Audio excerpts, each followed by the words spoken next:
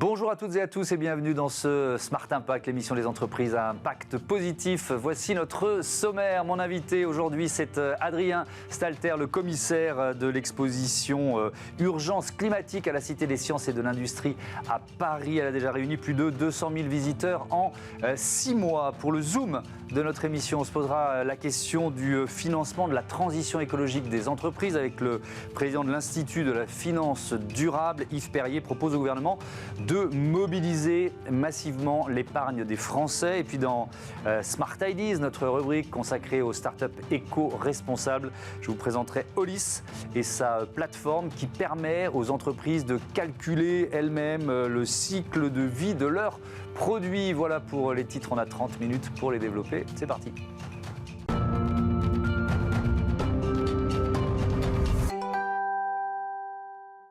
L'invité de Smart Impact, c'est Adrien Stalter. Bonjour. Bonjour Thomas Hugues. Bienvenue, vous êtes muséographe, commissaire de l'exposition Urgence climatique à la Cité des Sciences et de l'Industrie à Paris.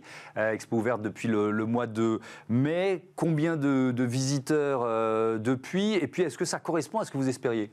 Alors oui, exposition ouverte depuis la mi-mai dernier. Et nous sommes à 205 000 visiteurs en à peu près 6-8 mois d'exploitation. Donc c'est au-delà des attentes, vu qu'on espérait 300 000 visiteurs au bout d'un an d'exploitation. Donc c'est un sujet qui apparemment mobilise et intéresse les publics. Avec quel principe, avec quelle base vous êtes? Je sais que l'exposition a été préparée, organisée en partenariat avec le CNRS. C'était quoi votre feuille de route en quelque sorte? Alors, au départ, on voulait aborder la question de l'habitabilité de la planète d'ici 2100 et de montrer quels étaient les avenirs possibles de la planète en suivant les scénarios d'émissions de gaz à effet de serre.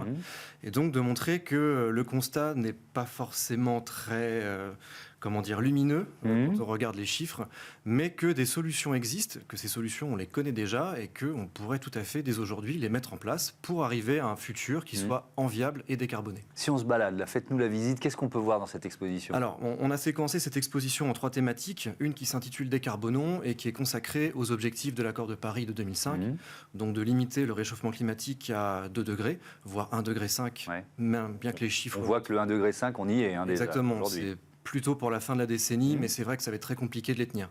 Donc on a cette première séquence qui permet justement de comprendre qu'un avenir décarboné est possible, que l'on connaît les solutions et qu'encore une fois, il suffirait de les mettre en place.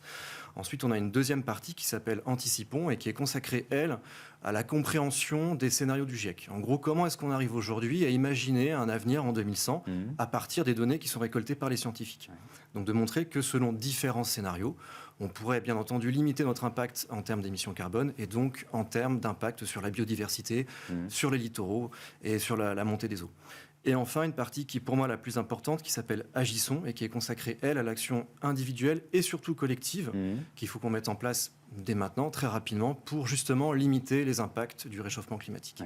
On y voit des sculptures de données. Oui. Alors, c'est quoi des sculptures de données? Alors, en fait, on a voulu montrer de manière plus visuelle, plus explicite au public que par des graphiques habituels, nos impacts à nous, en tant que consommateurs, en tant que citoyens, sur certains secteurs d'émissions de gaz à effet de serre. Donc on a par exemple montré le bilan carbone de la ville de Paris, donc de montrer par des fûts qui sont empilés en colonnes les uns dessus les autres, les différents secteurs émetteurs de la ville de Paris. On voit que le transport aérien surclasse et de loin en fait les autres secteurs d'émissions. Donc voilà, on peut réfléchir à nos actions sur le tourisme par exemple. Également sur l'alimentation, donc de montrer que l'alimentation carnée est bien plus émettrice que l'alimentation non carnée. Donc on a comme des tas de tissus qui ressemblent un peu à l'alimentation qu'on cherche à mettre en valeur et qui montrent justement que le bœuf est bien plus émetteur que la pomme de terre, par exemple. Ça permet de visualiser les choses. Exactement. Est-ce que vous jouez sur le registre de l'éco-anxiété? C'est toujours un débat, ça. À quel niveau on met le curseur, finalement? Vous me disiez, c'est pas forcément lumineux quand on se projette dans l'avenir. Non, bien sûr. Alors, il ne faut pas se voiler la face. On fait face à la réalité des chiffres. C'est-à-dire que, effectivement, aujourd'hui, nous sommes dans un monde qui est très fortement carboné et que si on continue à émettre autant qu'on émet, on va droit à la catastrophe. Donc le constat, il est forcément éco-anxieux. Mais vous n'en rajoutez pas? Non, tout l'intérêt de cette exposition, c'est de dire, OK, le constat est sombre, mais pour autant, encore une fois, on sait ce qu'il faut faire, on pourrait tous s'y mettre dès demain, et le fait de venir dans cette exposition est peut-être déjà un premier pas pour faire face à ce sentiment d'éco-anxiété. D'ailleurs, le visiteur, je crois qu'il peut faire son bilan carbone. Il y en a qui ont des surprises, d'une certaine façon. Oui, je pense que certains ont des surprises et se penser peut-être un peu plus sobre en émission. Oui. Mais oui, l'intérêt, c'est de montrer que voilà, on a tous un rôle à jouer. Mais encore une fois, le but n'est pas de culpabiliser le visiteur en le ramenant à sa propre échelle d'action, mais bien de dire que l'action aussi doit venir du plus haut. C'est un élément important parce qu'on peut se demander quel est le rôle de l'art ou on va dire des espaces culturels dans ce défi de la transformation environnementale et sociétale. Vous êtes là aussi pour inventer de nouveaux imaginaires, rendre ce futur finalement désirable et pas seulement, j'allais dire flippant, pas seulement anxiogène. Exactement, c'est tout à fait ce qu'on cherche à montrer dans cette exposition, c'est d'aller un peu à l'encontre de certaines images qu'on voudrait nous faire passer aujourd'hui en termes de sobriété, qui serait un retour en arrière. On cherche à montrer qu'encore une fois, en décarbonant et en revoyant un tant soit peu nos habitudes de consommation, de transport, de rapport aux vêtements, par exemple, à l'achat, à la consommation, on peut réussir à avoir des mondes qui sont tout à fait envieux. Et là où le point est très important, c'est que cette transition écologique, elle doit également être une transition sociale juste. Donc non seulement à l'échelle d'un pays comme la France, par exemple, mais aussi en lien avec des pays qui, eux, sont en voie de développement et vont connaître leur plein boom économique dans les années qui viennent. Ouais. C'est ce qu'on appelle une exposition permanente. Donc ça veut dire qu'elle est censée durer quoi, une dizaine d'années, c'est ça ? 10 ans, effectivement. C'est prévu pour 10 ans et on parlera de la fin, qu'est-ce qui va se passer dans 10 ans, mais elle est éco-conçue. Qu'est-ce que ça veut dire quand on est commissaire d'expo et qu'on vous dit, oui, on fait une expo sur l'urgence climatique, évidemment, elle doit être éco-conçue. Quelle contrainte, entre guillemets, vous avez dû intégrer à vos idées? Alors, ça a été déjà de revoir beaucoup nos habitudes de travail dans une grande institution comme la Cité des Sciences et de l'Industrie. Ouais. Et donc, de réfléchir en termes de matériaux, en termes de durabilité, en termes d'impact énergétique aussi. Donc, de ne pas avoir une surmultiplication des écrans ou de dispositifs qui soient gourmands en énergie. Et de réfléchir à, justement, des matériaux qui soient sobres en émissions carbone et qui, surtout, soient à l'usage à la fin de l'exposition, réemployable et recyclable. Donc on a une exposition qui est intégralement conçue en bois. Circuit court du bois qui vient du Massif central. Et donc ce bois a 10 ans de vie de l'exposition est prévu pour être récupéré, réemployé soit à la Cité des Sciences pour une autre expo, soit dans d'autres musées. Ou alors on espère aussi, si la législation le permet, que des citoyens, que des gens comme vous et moi puissent aller se sourcer directement dans l'expo en matériaux pour refaire de la charpente ou une maison chez soi. Donc démontable et recyclable, ça c'était la feuille de route pour les matériaux. Est-ce que vous avez renoncé à certaines idées trop énergivores? Vous voyez ce que je veux dire? Quand on est commissaire d'expo, on a une page blanche au départ. Et puis entre ce qu'on voudrait faire et ce qu'on peut faire, il y a parfois des marges. Oui, alors on a renié. Alors, je peux donner quelques exemples très précis sur plutôt des habitudes de travail. Donc, par exemple, on a des matériaux en bois qui sont très sensibles aux produits chimiques. Donc, par exemple, ça a été de revoir aussi en interne la façon dont on doit s'occuper en termes d'entretien d'une exposition comme celle-ci sur des matériaux qui ne sont pas prévus pour être lavés à grande eau ou avec des produits chimiques. Donc, on a eu cette réflexion aussi en termes d'usage du plastique. Donc, on a restreint au maximum l'emploi de matériaux issus des hydrocarbures, pari qu'on a réussi à tenir par ailleurs. Avec qui vous avez travaillé pour modéliser cet impact carbone environnemental de l'expo? Alors, on s'est entouré d'une 60aine de scientifiques en tout, et d'un comité scientifique plus restreint d'une 15aine de scientifiques, dont le commissaire scientifique était Jean Jouzel, paléoclimatologue. Donc on a eu à chaque fois des relais au sein du GIEC, au sein du CNRS, au sein de l'université française, pour justement avoir un propos qui soit le plus pertinent possible et d'être au plus proche de la réalité des chiffres et de la façon de les faire parler auprès d'un grand public. Ça veut dire que maintenant vous avez entre les mains une sorte de calculateur d'impact carbone d'une exposition? Oui, alors on a développé aussi ce calculateur qui est un outil nouveau dans notre institution qui donc permet de calculer l'empreinte carbone très précisément d'une exposition. Donc on a un peu essuyé les plâtres parce on a fait une sorte de version numéro 1 et qui maintenant va de projet en projet, qui va s'affiner et qui va servir à terme à pouvoir réaliser les empreintes carbone des expositions. Quand vous dites qu'il va de projet en projet, ça veut dire qu'il y a d'autres expos qui l'utilisent déjà ? Exactement, oui. Là, dans leur phase de conception. D'accord. C'est un outil qui n'existait pas ? Alors, qui existait au sein de l'institution dans son ensemble, donc qui a fait son bilan carbone. Universcience a fait son bilan carbone. Donc, Universcience, c'est l'institution qui abrite la Cité des Sciences. Et le Palais de la Découverte. Et le Palais de la Découverte, c'est ça. Et donc, on s'est servi de cette première mouture du calculateur qu'on a adaptée à des besoins plus précis pour l'exposition. Je vous pose cette question parce que le monde justement des espaces culturels, est-ce qu'il en est où par rapport à ces impacts carbone, impacts environnementaux ? Est-ce que ce calculateur finalement c'était aussi une demande du milieu ? Alors oui, c'était une demande. Il faut savoir qu'aujourd'hui le monde de la culture est en pleine mutation par rapport à ces enjeux environnementaux et énergétiques, et que ce calculateur, même si pour l'instant il est utilisé en interne à Universcience, je pense que d'autres institutions sont en train de mettre en place leur propre calculateur et pourquoi pas un jour avoir un outil qui soit global à l'échelle des... Dans lequel on pourrait presque comparer les expos en termes de bilan carbone ? Oui, je ne sais pas, si vous voulez rentrer dans un match ou dans une compétition. Je ne sais pas si c'est une bonne méthode de comparaison entre les expositions, mais oui, je pense qu'à terme, il faudra arriver à développer des bilans carbone et pourquoi pas aussi avoir des budgets carbone en amont du projet. Donc pas non seulement un budget financier, mais également un budget carbone. Oui, c'est presque un bilan comptable adapté au temps, quoi. Exactement. Ouais. Ça, vous êtes preneur d'un outil comme ça ?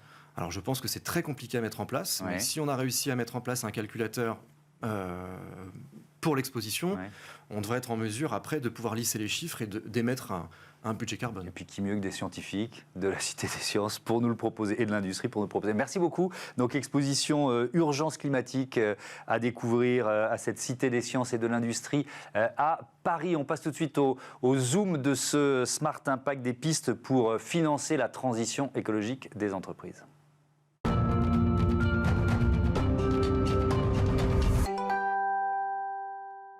C'est le zoom de ce Smart Impact, il est consacré au financement de la transition écologique des entreprises. Je reçois Yves Perrier, bonjour, bienvenue. Bonjour. Vous êtes le président de l'Institut de la finance durable. Vous avez remis il y a quelques mois, l'été dernier, au ministre de l'économie, votre rapport qui souligne, entre autres, le rôle massif que l'épargne des Français pourrait jouer dans cette transition. On y reviendra, mais d'abord, les enjeux. Pour atteindre les objectifs de l'accord de Paris, combien d'argent faut-il mobiliser chaque année ? Ça représente quoi ? Alors, le montant des investissements supplémentaires annuels, en fait, on l'estime entre 50 et 70 milliards d'euros, je veux dire, par an. Oui.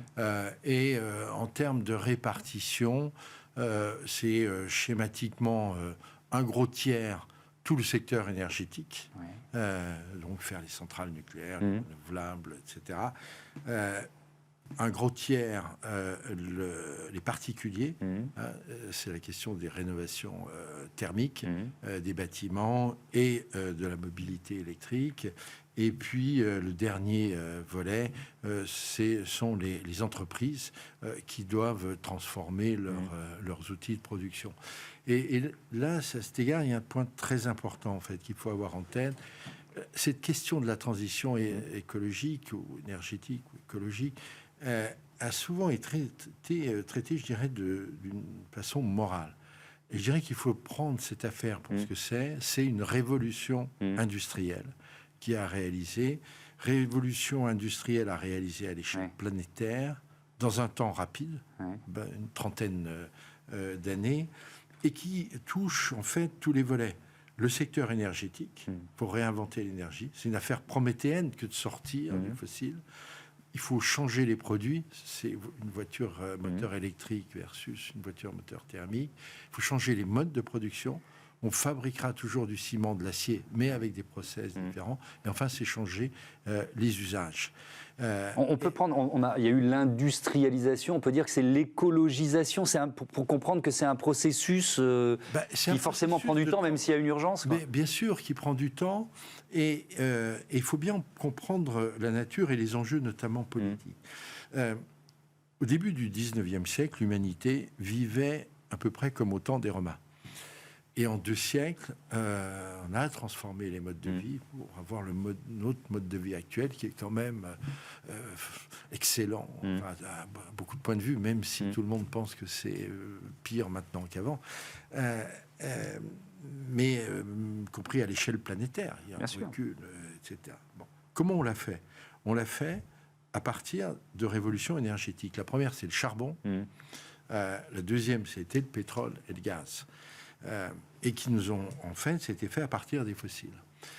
Et la particularité de ces révolutions industrielles, c'est qu'on les a faites en 2 siècles, mais aussi qu'elles ont créé énormément de valeurs d'usage.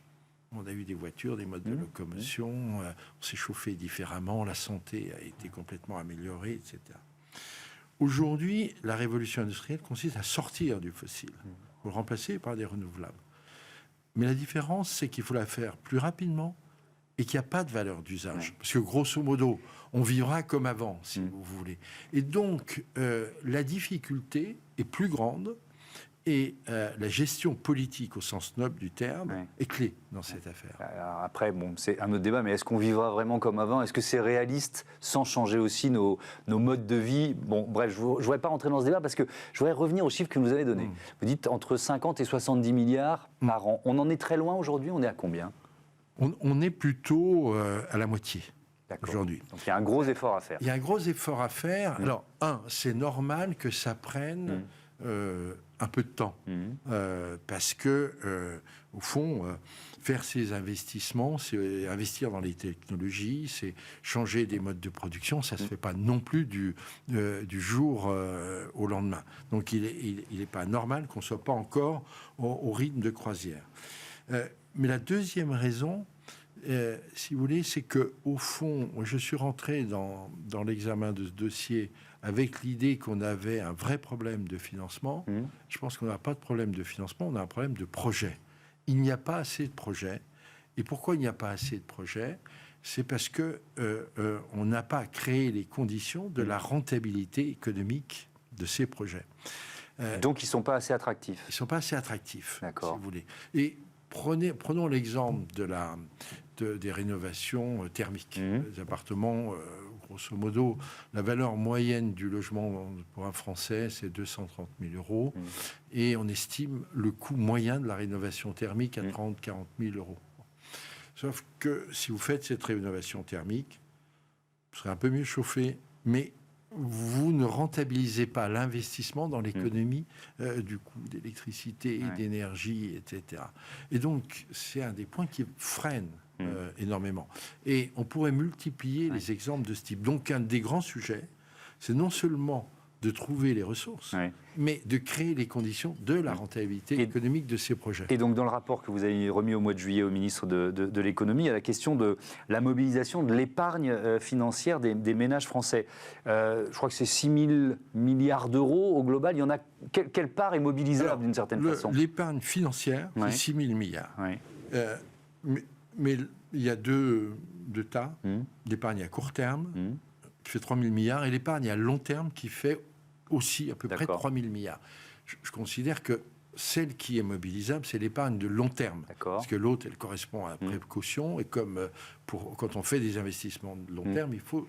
Et alors, comment on peut la mobiliser ? Parce que finalement, si on a 3 000 milliards d'un côté et il en faut 50 à 70 par an, ça devient d'un seul coup possible. Bon, évidemment. Oui. Mais comment on donne envie aux Français de mobiliser leur épargne sur ces projets ? En effet, quand on rapporte les flux au stock, on dit finalement, c'est pas tant d'argent que ça. Et je dirais que même si on prend la production annuelle, l'augmentation d'épargne, c'est entre 100 et 130 milliards par an. Donc c'est grosso modo 2 fois le montant des investissements. Donc la question clé, c'est comment flécher cette épargne, je veux dire, en faveur de cet investissement. Le premier point, je reviens, il faut d'abord déclencher les investissements.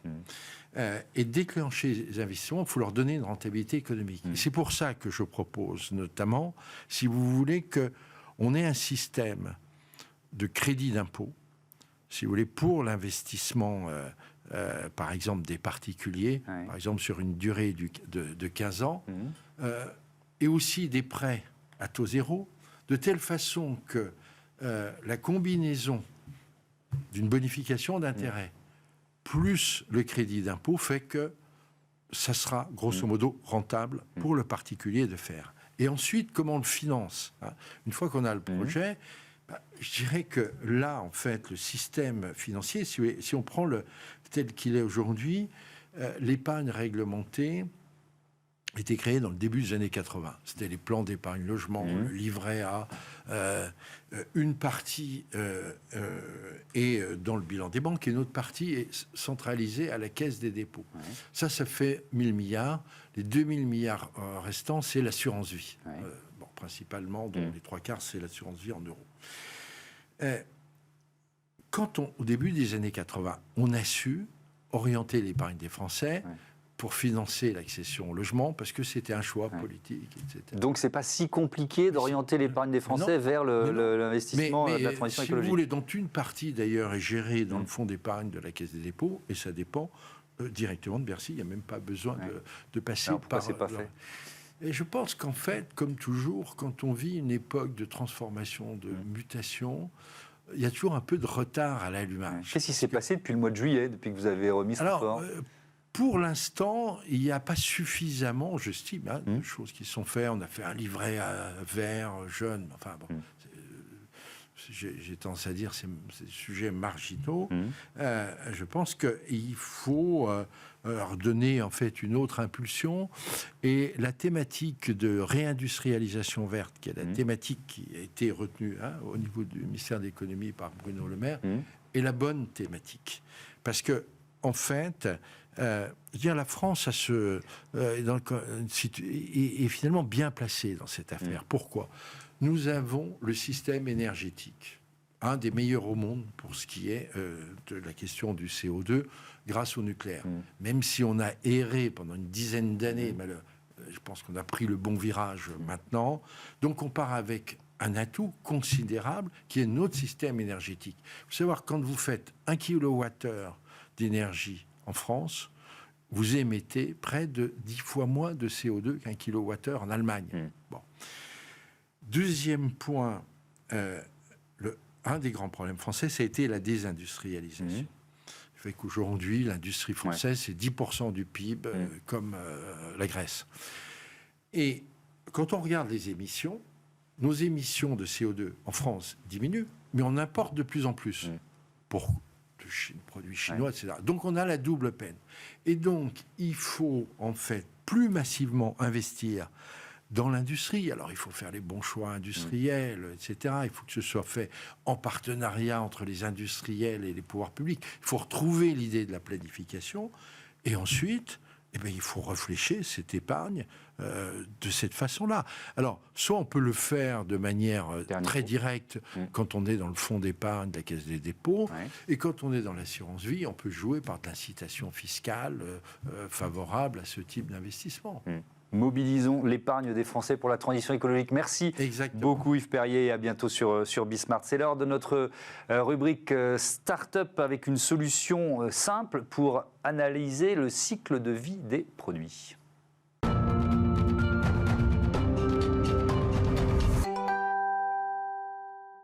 Smart Ideas avec Martin Beignet, bonjour. Bonjour. Bienvenue, vous êtes le président cofondateur de Hollis, entreprise créée en 2022 avec Paul Grédilly. C'est quoi racontez-moi l'idée de départ, le déclic ?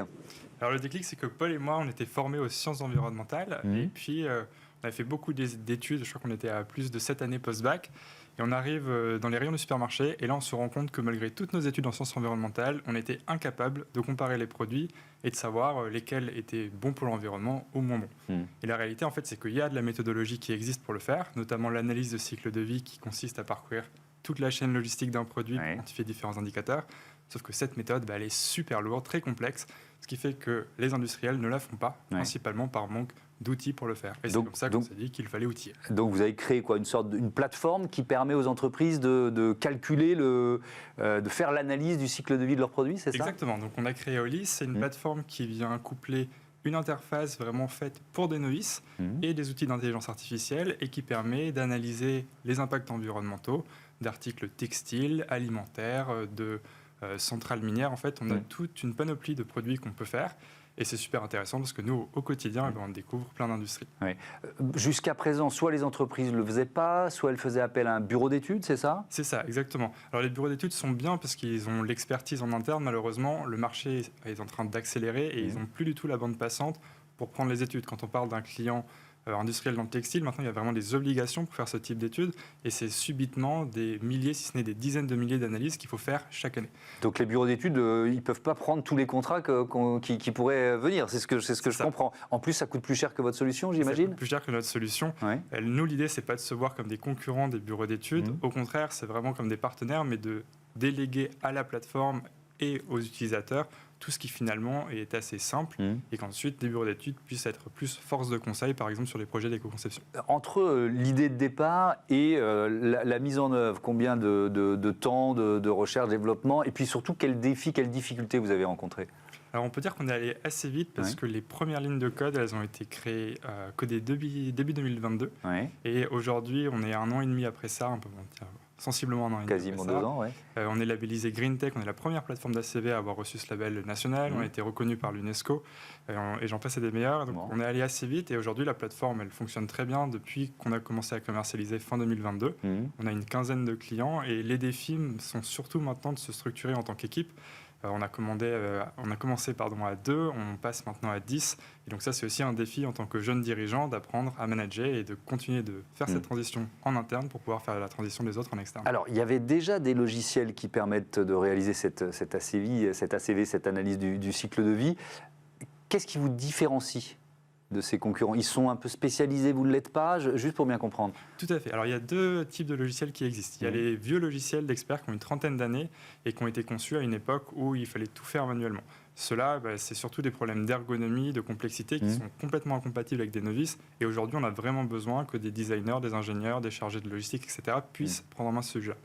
Les deuxièmes types de plateformes, celles qui sont développées un peu plus récemment, mais qui pour beaucoup ont voulu simplifier la méthodologie, soit en prenant un seul secteur d'activité, soit en se concentrant sur un seul niveau de granularité ou de réglementation. Et à l'inverse, nous, on a vraiment cette capacité à partir d'une seule analyse d'interpréter pour l'ensemble des réglementations, ce qui réduit la charge de travail pour nos clients. Donc vous êtes, on va dire, plus généraliste. Comment, quand on est généraliste, on est aussi précis et fiable, quel que soit le secteur d'activité, en quelque sorte, ou quel que soit le produit? Alors c'est vrai que ça peut sembler très contre-intuitif. La réalité, c'est qu'en étant généraliste, on est obligé de faire beaucoup plus. Pour que la plateforme s'adapte à plusieurs industries, ça nous force à réfléchir sur la structure de données et d'aller beaucoup plus loin que si on s'était concentré que sur un secteur. Et de fait, on a des secteurs qui viennent se nourrir les uns les autres. Quand on a un client qui est spécialiste de l'extraction des minerais rares, notamment utilisés pour les batteries, un autre client qui, lui, fait par exemple des scooters électriques, on va avoir vraiment la capacité à conseiller jusqu'au niveau de comment est-ce qu'on fait une batterie.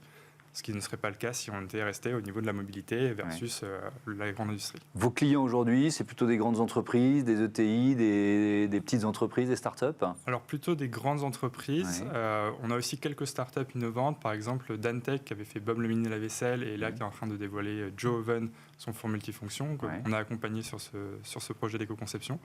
Et le souhait, c'est de continuer de faire l'ensemble des acteurs avec quand même plus un focus sur les grands industriels qui ont beaucoup de produits à faire et surtout beaucoup de réglementations. Ce qui est assez étonnant, il nous reste 30 secondes, il faut aller vite, mais les grands industriels, on pourrait imaginer qu'ils ont les moyens de se payer des bureaux d'études. Vous voyez ce que je veux dire? Ils ont les moyens de se payer les bureaux d'études, mais il faut savoir qu'une analyse, ça coûte entre 4 000 et 100 000 euros par produit. Donc quand on a un grand industriel, le problème, c'est qu'on a beaucoup de produits. On a beaucoup de produits. Ok, on a bien compris. Merci beaucoup, Martin Beignet. Bon vent à Olise. Voilà, c'est la fin de ce numéro de Smart Impact. Merci à toutes et à tous de votre fidélité à Bismart, la chaîne des audacieuses et des audacieux. Salut, à très vite.